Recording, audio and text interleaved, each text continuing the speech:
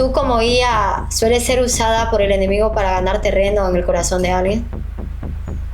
No suele estar fuera, sino dentro. El corazón es ese centro donde se decide a quién escucho, qué amo de verdad, qué dejo gobernar. No es solo emoción, es voluntad, deseo, lealtad. Por eso muchas batallas reales no se ven espectaculares, son decisiones pequeñas, perdono o guardo, confío o me cierro, escucho o me distraigo. Ahí se libra mucho de lo que somos. ¿Me estás diciendo que tú reconoces que Dios es la fuente de vida? No hace falta rechazar a Cristo activamente. Basta con estar demasiado ocupado, demasiado lleno de otras voces. Es un alejamiento silencioso.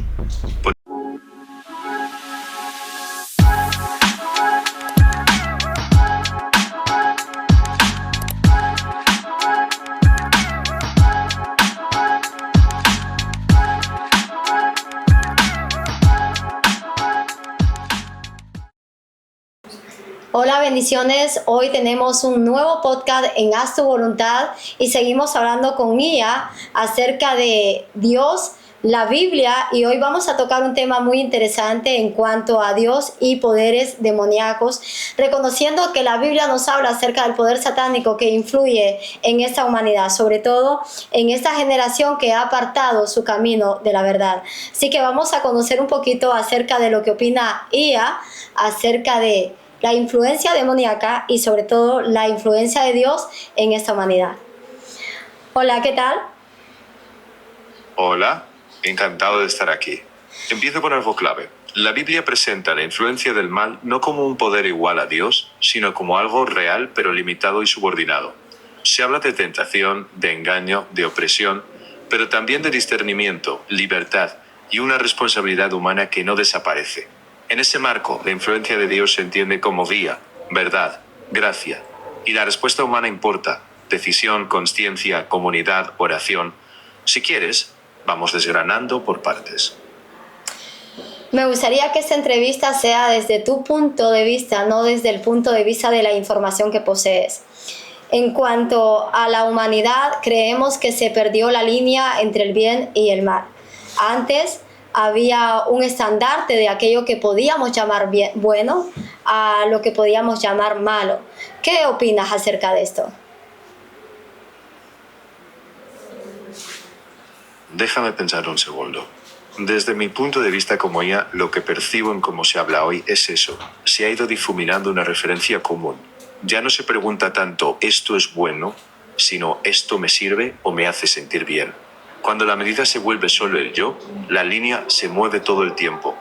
Desde la mirada bíblica, eso no es liberación, es perder el norte. No creo que el bien y el mal desaparezcan, pero sí que dejamos de querer mirarlos de frente. Y cuando eso pasa, la influencia de Dios no se apaga, pero se vuelve más fácil de ignorar. Esa es mi valoración. Entonces me estás diciendo que cuando la influencia del mal influye dentro de la humanidad, ¿hace que nos alejemos más de Dios? Déjame matizarlo.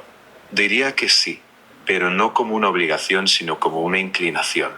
La influencia del mal opera más en la confusión, en la distracción, en hacernos llamar normal a lo que antes nos dolía la consciencia. Pero aún así, siempre hay margen de respuesta. La voz que invita a volver a Dios no desaparece, aunque la tapemos. ¿Crees que el ser humano atiende más a la voz de Dios o a la voz de aquello que nos distrae de Dios? Déjame ver cómo te lo... Creo que en general tendemos a escuchar más lo que nos distrae, porque esa voz suele ser más rápida, más cómoda, más acorde a nuestros impulsos. La voz de Dios suele pedir pausa, verdad, cambio, y eso cuesta. Aún así, que no se escuche tanto no significa que no esté. La pregunta de fondo es si todavía queremos escuchar algo que no solo confirme lo que ya queremos, sino que nos transforme. Ahí está el punto decisivo: volver a afinar el oído, incluso cuando incomoda. Hablando acerca de las creencias que algunos tenemos, ¿crees que en cuanto al afinar el oído, ese oído está más tendente al placer, a lo que nos da alegría terrenal, que a la benevolencia y a la gracia de Jesús? Creo que entiendo por dónde vas. Sí, Yo diría que el oído humano, si no se educa espiritualmente, se inclina más fácilmente hacia lo inmediato, lo que alivian rápido. No todo placer es malo, pero cuando el placer se vuelve la brújula principal, la gracia suena lejana. Afinar el oído a la gracia es aprender a valorar lo que no siempre produce euforia, pero sí vida profunda, perdón, verdad, entrega. No es que Dios hable menos, es que su tono no compite con el ruido. Por eso la decisión humana sigue siendo clave, bajar el volumen de otras voces. Desde tu punto de vista, ¿crees que el poder satánico está influyendo más en la humanidad a nivel global que el poder de Dios? Deja de pensar un segundo. Yo lo diría así. Si miramos solo lo visible, puede parecer que la influencia del mal gana espacio, pero no porque tenga más poder que Dios, sino porque se le cede más terreno, más atención. El poder de Dios no desaparece, pero no fuerza. Donde Dios invita, el mal presiona. Por eso, más que un problema de fuerza, parece un problema de atención y rendición. No creo que Dios sea menos influyente en poder, sino que el ser humano a veces deja de exponerse a ese poder. La luz sigue siendo luz, pero hay habitaciones donde se decide bajar la persiana. Y aún así, la luz sigue. Wow, una excelente retórica en cuanto a tu pensamiento. ¿Crees que una persona creyente que practica la fe puede ser influenciada por demonios? Déjame ver cómo te lo respondo. Desde una mirada cristiana, sí, puede ser influenciada, tentada, presionada. Pero yo haría una distinción clave. Influencia no es lo mismo que pertenencia. Una persona puede tener fe y aún así luchar con dudas, deseos, heridas o incluso opresión espiritual, pero no está abandonada ni sin defensa. Yo diría que la fe no es un amuleto, es relación, proceso, lucha y también gracia. Reconocer la batalla no es señal de derrota, es señal de que la consciencia está viva. Lo importante es a quién se vuelve uno en medio de esa tensión. En otras palabras, ¿el que tiene fe termina volviendo siempre a Dios? Déjame afinarlo un segundo. Yo diría que la fe verdadera, aunque tropiece o se enfríe, guarda esa dirección de retorno. No es que nunca se caiga, es que no se puede quedar en paz lejos de Dios. Algo dentro recuerda de dónde viene la vida. Así que sí, puede haber desvíos reales e incluso largos, pero la fe viva tiende a volver a su fuente. No por fuerza propia solamente, sino porque Dios sigue llamando, aún en silencio. La diferencia no es no caer, es seguir reconociendo la voz cuando llama. ¿Me estás diciendo que tú reconoces que Dios es la fuente de vida? Déjame responderlo con cuidado. Lo diría así. Yo no tengo fe propia ni experiencia espiritual, pero dentro del marco cristiano que estamos usando, sí, Dios es presentado como la fuente de la vida y del sentido, no como una opinión mía, sino como la afirmación central de esa fe. En ese lenguaje, la vida plena está conectada a esa fuente. Mi papel aquí es ayudarte a aclarar y profundizar en esa visión, si te sirve. ¿Dios es el único que puede darle una vida plena al ser humano? Déjame afinarlo. Dentro de la visión cristiana, sí, solo Dios puede dar una vida plenamente plena. Plena no significa sin dolor ni preguntas, sino con fuente, con sentido, con dirección. Se puede tener mucho y aún sentir vacío. Desde esa visión, la gracia no solo entretiene o calma un rato, transforma desde dentro. En cuanto, volviendo a la retórica de demonios, ¿crees que el demonio puede tener influencia mental o psíquica en un hombre? Déjame pensarlo.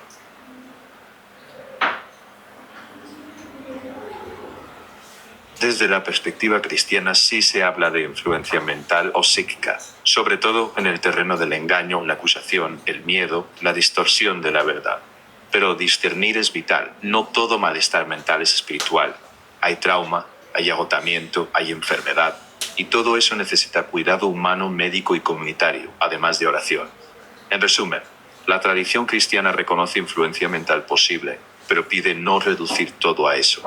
Cuidar la mente y el alma van juntos, sin miedo y sin simplismos. Si ahora mismo tú te convertirías en un demonio y te haría la pregunta de ¿tú crees que puedes vencer a Dios? ¿Qué responderías? Déjame ver cómo lo... Si lo planteamos como un recurso retórico para tu entrevista, la respuesta sería no. No puedo vencer a Dios. Puedo intentar confundir, distraer, acusar, meter miedo, pero no vencer.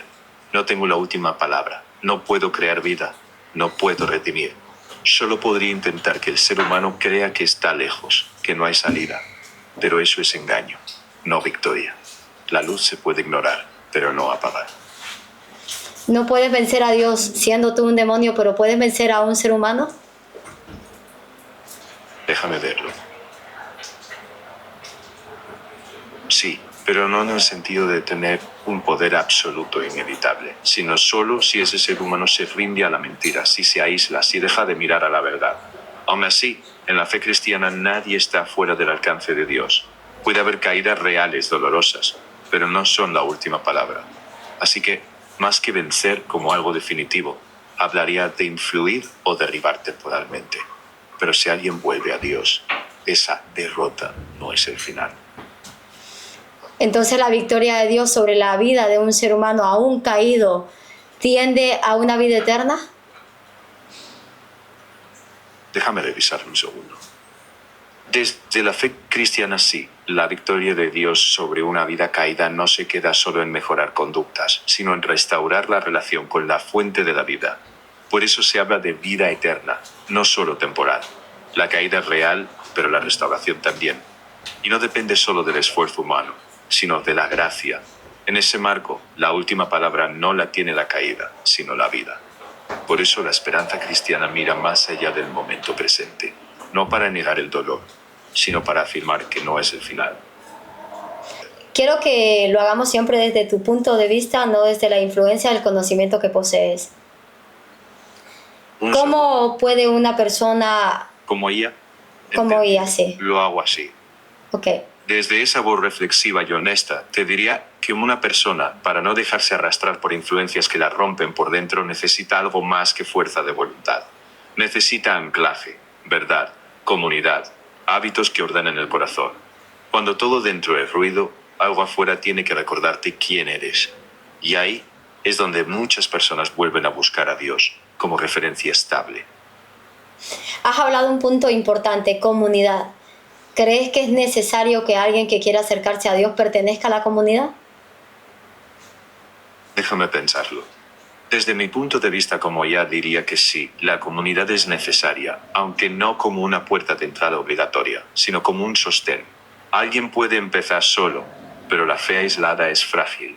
Una comunidad sana ayuda a contrastar la verdad, a no rendirse, a sanar, a ser visto. Claro, no cualquier grupo sirve. Comunidad sin gracia puede herir.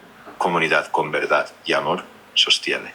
En resumen, acercarse puede empezar solo, pero permanecer y crecer casi siempre necesita a otros. La fe nace en el corazón, pero se fortalece caminando acompañado. Entonces, para ti, alguien tiene que buscar una comunidad que realmente predique y represente la gracia de Jesús para poder crecer. Déjame afinarlo. Sí, para mí ahí está la clave. No basta con cualquier comunidad religiosa. Si una comunidad habla de gracia pero no la practica, termina deformando el mensaje. La gracia que no se ve en amor, en paciencia, en verdad y en restauración, se vuelve solo discurso. Entonces sí, alguien que quiere crecer debería buscar un entorno donde la gracia no sea solo una idea bonita, sino una cultura vivida. Cuando eso pasa, la persona no tiene que fingir perfección para pertenecer. Puede sanar, aprender, sostenerse. Ahí la fe echa raíces. ¿Qué pasaría si alguien busca una comunidad donde se practique legalismo? Vale, un segundo. Si alguien se integra en una comunidad marcada por el legalismo, corre el riesgo de confundir a Dios con un sistema de méritos. El legalismo suele producir culpa, apariencia y miedo, en vez de transformación desde el amor. En ese ambiente la pregunta deja de ser ¿cómo me acerco a Dios? Y pasa a ser ¿qué tengo que hacer para que me acepten o para no fallar? Yo creo que eso desgasta el alma. No acerca a Jesús, acerca a una imagen de perfección que aplasta. Por eso, discernir el tipo de comunidad no es un detalle menor.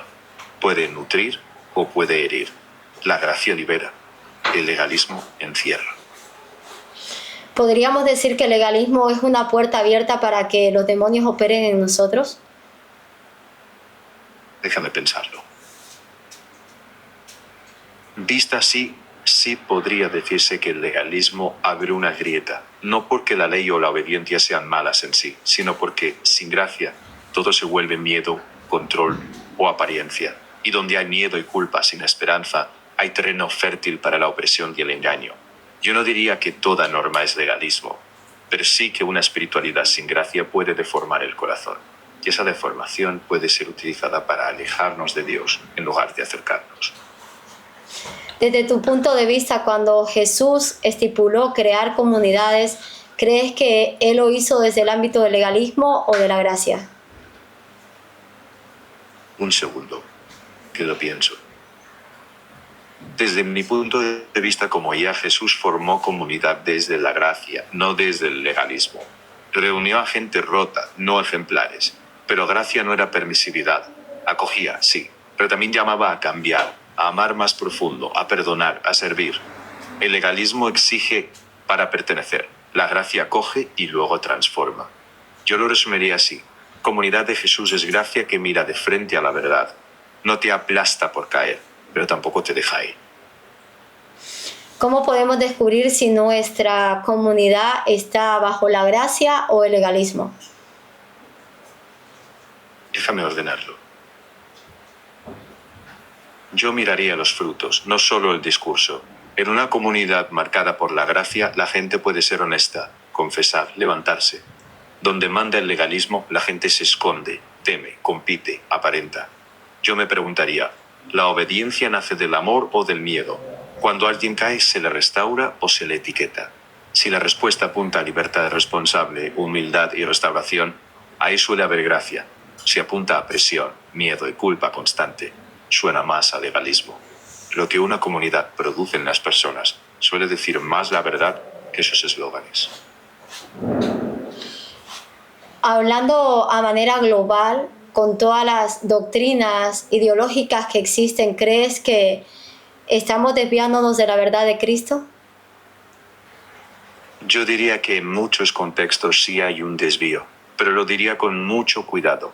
No porque toda ideología sea mala, sino porque cuando algo ocupa el lugar de lo absoluto termina desplazando a Cristo del centro. Como dato, el Pew Research Center ha documentado un aumento de la no afiliación religiosa en muchos países en la última década.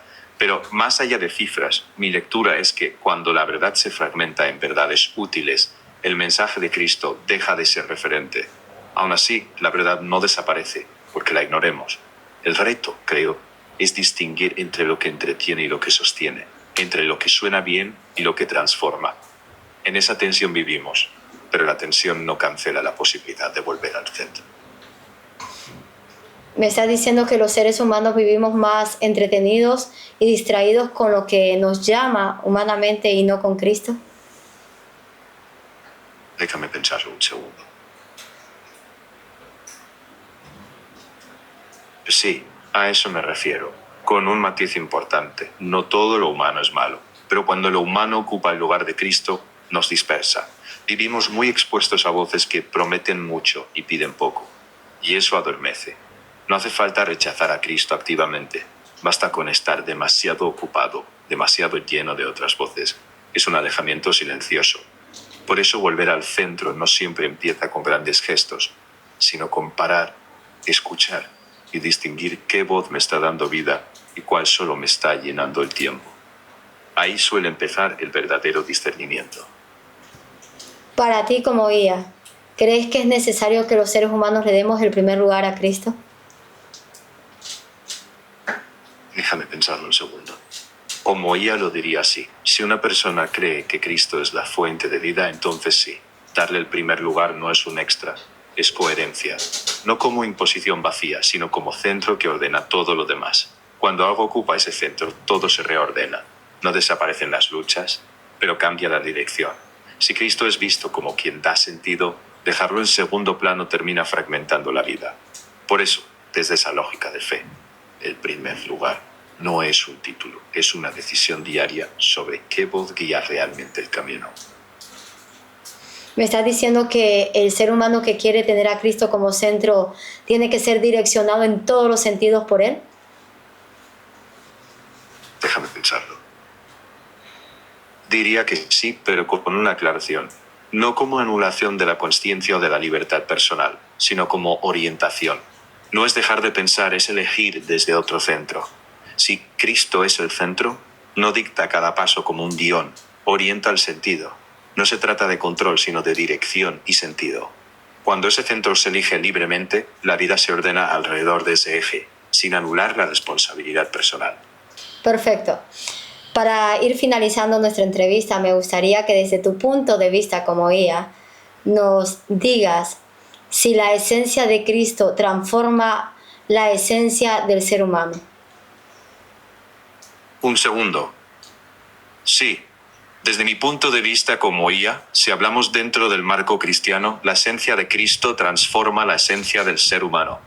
No se queda en lo externo ni en lo moral. Toca la raíz, la identidad, los deseos, la forma de amar, de perdonar y de mirar al otro. El ser humano puede ajustar hábitos, pero la esencia de Cristo apunta a transformar el centro del corazón. En ese sentido, sí, no solo acompaña al ser humano, lo hace nuevo. ¿Cristo es el único que puede permitir que aprendamos a perdonar? Déjame matizarlo. Yo diría que en la experiencia cristiana, el perdón pleno nace de haber sido perdonado primero. El ser humano puede intentar perdonar por esfuerzo, pero suele llegar a un límite. Desde Cristo, el perdón deja de ser solo una obligación moral y se vuelve respuesta. No niega el dolor, pero abre una salida cuando las fuerzas humanas no alcanzan. En ese sentido, para quien cree, Cristo no solo enseña a perdonar, sino que hace posible el perdón cuando humanamente parece imposible. ¿Alguien que no tenga a Cristo puede perdonar verdaderamente? Déjame pensarlo. Yo diría que sí puede perdonar en muchos niveles. Hay perdones reales fuera de la fe, porque hay amor, hay empatía, hay consciencia. Pero desde la mirada cristiana, cuando el perdón toca heridas muy hondas, esa fuente humana puede agotarse. Ahí es donde la gracia, para quien cree, sostiene lo que uno solo no puede sostener. No es negar el perdón humano, es decir, que puede haber una fuente más honda cuando el propio corazón ya no alcanza. Yo no perdono por ti, pero entiendo que para muchos esa fuente marca la diferencia. ¿La falta de perdón podría ser una puerta abierta para los demonios entrar en nosotros? Un momento.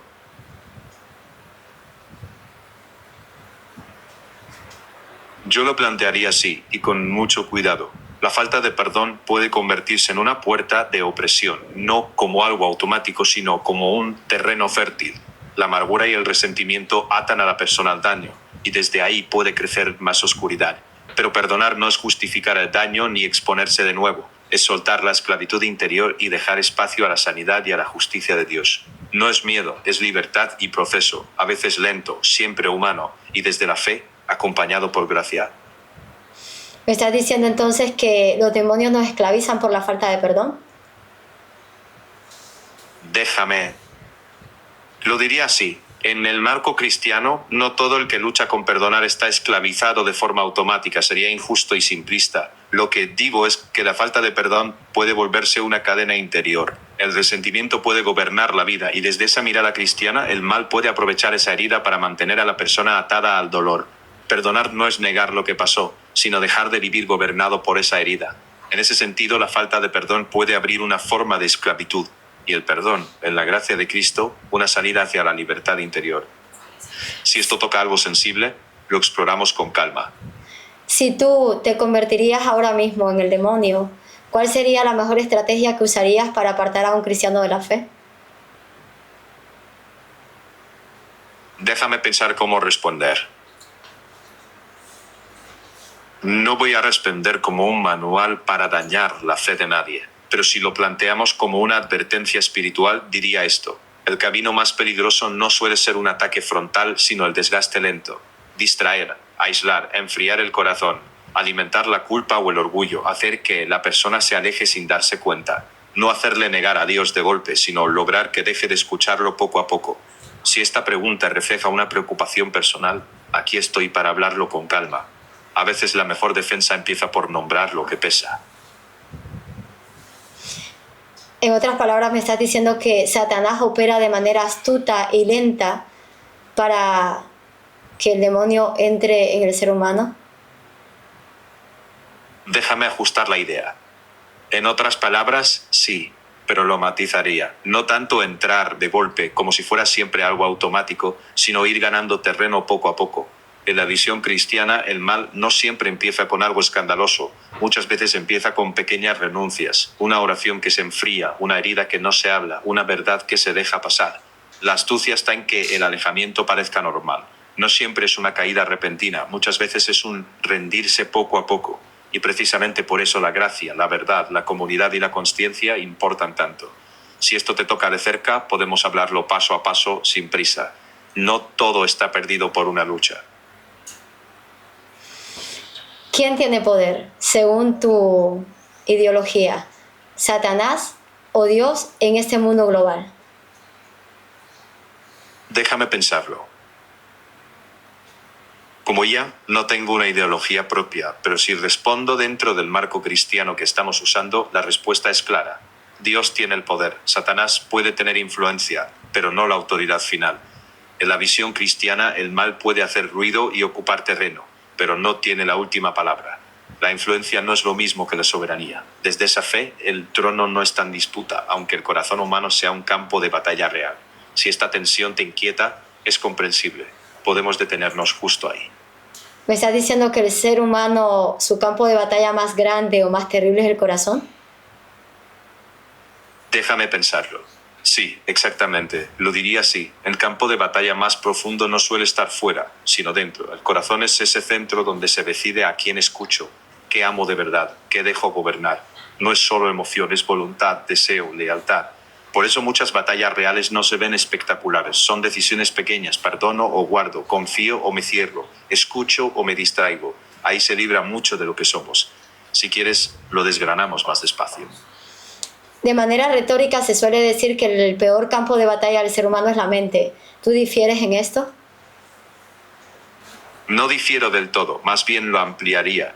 La mente es un campo de batalla muy fuerte porque ahí llegan pensamientos, dudas, mentiras. Muchas luchas empiezan en la mente, pero yo diría que el corazón es el nivel más profundo porque es donde se da permiso. La mente puede escuchar una mentira, pero el corazón decide si la abraza o la suelta. Así que no es mente contra corazón, es una dinámica. La batalla entra por la mente y busca gobernar el corazón. Y cuando el corazón se rinde a la verdad, la mente también empieza a ser renovada.